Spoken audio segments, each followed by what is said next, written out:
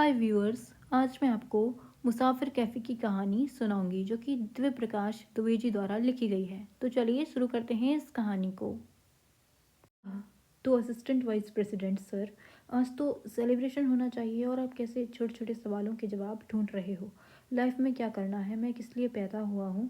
आज के दिन के लिए मैंने ना जाने कितने सालों की मेहनत की थी। जब आज वो मिल गया तो कुछ फील ही नहीं आ रहा। हम जो कुछ भी मिल जाता है वो मिट्टी हो जाता है। तुम्हें जो करना है करो, ज़्यादा हीरो मत बनो यार। जो सपनों के पीछे नहीं भागते, ऐसा नहीं है कि उनके सपने नहीं होते। लाइफ को ओवर रोमेंटाइज करने की ज़रूरत नहीं। फिल्मों और किताबों के जैसे स्ट्रगल को इतना रोमांटिसाइज करने की कोई ज़रूरत नहीं है। मौका मिला नहीं कि हीरो एक बैग लेकर सब कुछ छोड़ छाड़ कर निकल पड़ा अपने सपने ढूंढने। वो आजकल क्या बोलते हैं, हाँ, फॉलो योर ड्रीम्स। ये सब ना बस लेक्चर में अच्छा लगता है।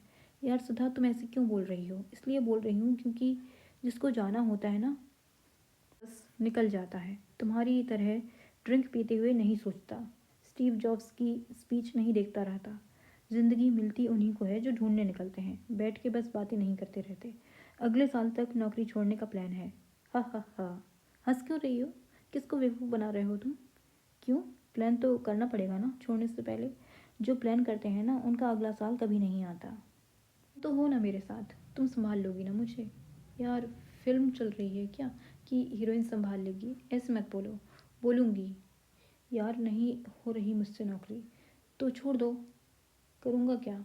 मैं कैसे बताऊँ? तुम देखो तुम्हें क्या करना है। मुझे नहीं पता। नहीं पता तो नौकरी करते रहो।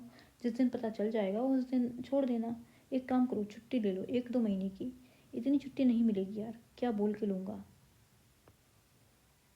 महीने भर की छुट्टी लेने भर की हिम्मत नहीं है तुम्हारी और चले हैं फॉलो योर ड्रीम्स खेलने।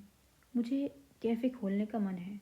एक ऐसा कैफ़े जिसमें खूब सारी किताबें हों, लोग आएं, बैठें, बात करें, किताब पढ़ें, अपने घूमने का प्लान बनाएं, अपनी भागती हुई ज़िंदगी के बारे में ठहर कर सोचें, अपनी कहानियाँ सुनाएं, अपने डर सुनाएं, अपनी गलतियाँ बताएं, अपनी यादें दोहराएं। इत्मीनान से बैठ कर अपनी यादों को दोहराने से बड़ा कोई सुख नहीं है। कभी कभी सोचता हूँ एक बेटी हो मेरी जिससे मैं खूब सारी बातें करूँ, बच्चों की कहानियाँ सुनाऊँ। सुधा यार, मुझे डर लगता है सपनों से, इतना डर कि बताने से भी डरता हूँ।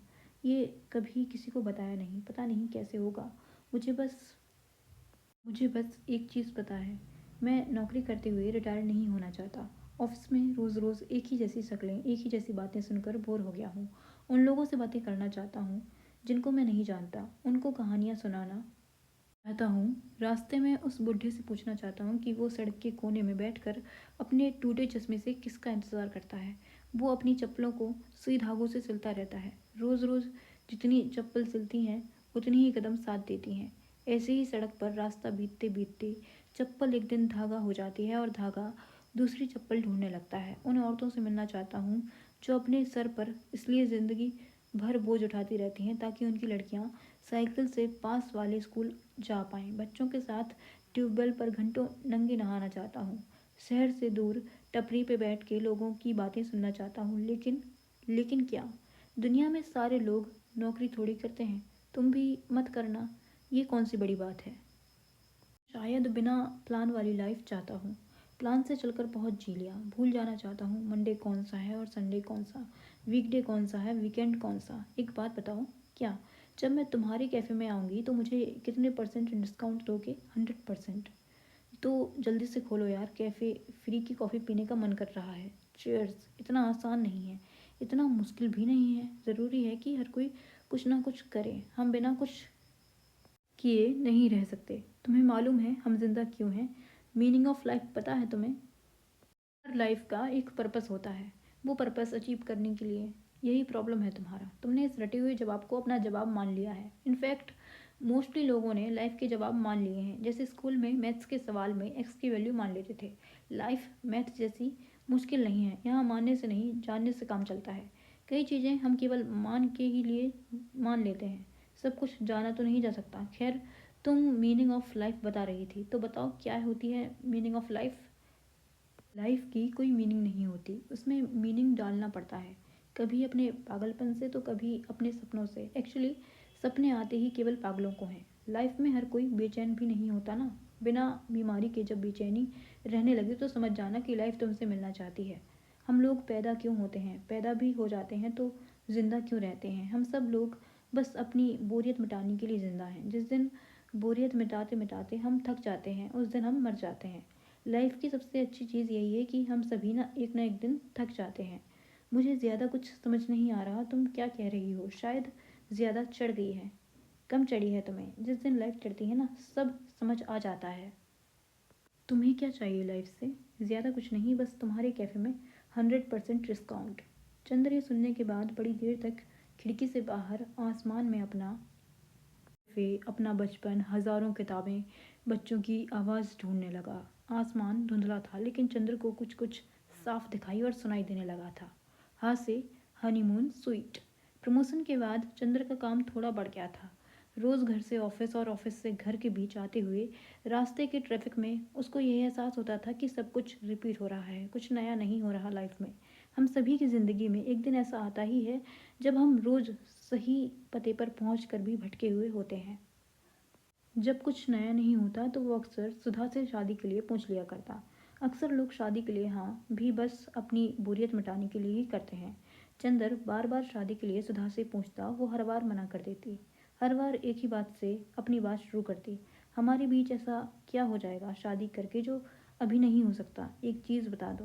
हनीमून। बिना शादी के हनीमून तो नहीं हो सकता ना? क्यों नहीं हो सकता? चलते हैं अपने हनीमून पर। तुम पागल हो क्या? हनीमून पर बिना शादी के? तो उसमें क्या है? बताओ कहाँ जाना है तुम्हें हनीमून पर?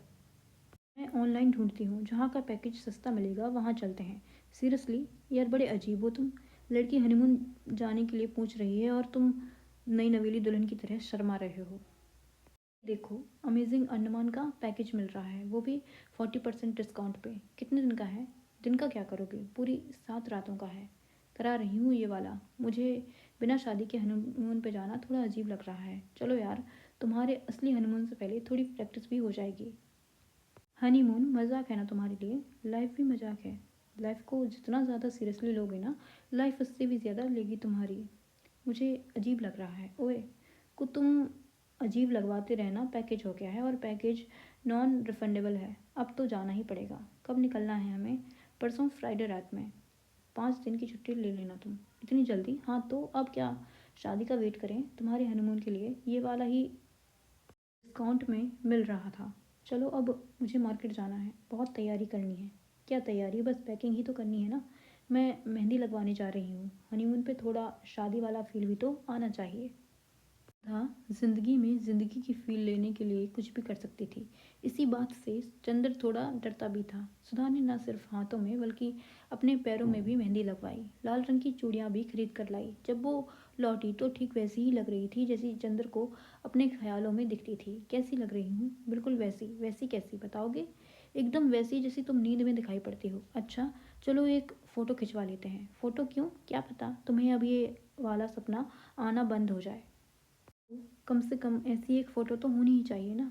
इसके बाद सुधा ज़बरदस्ती चंद्र को फ़ोटो स्टूडियो लेकर गई। दोनों ने शादी वाले पोज में 8-10 फ़ोटो खिंचवाई। एक फ़ोटो फाइनल की जिसमें वो पति लग रही थी और चंद्र पत्नी।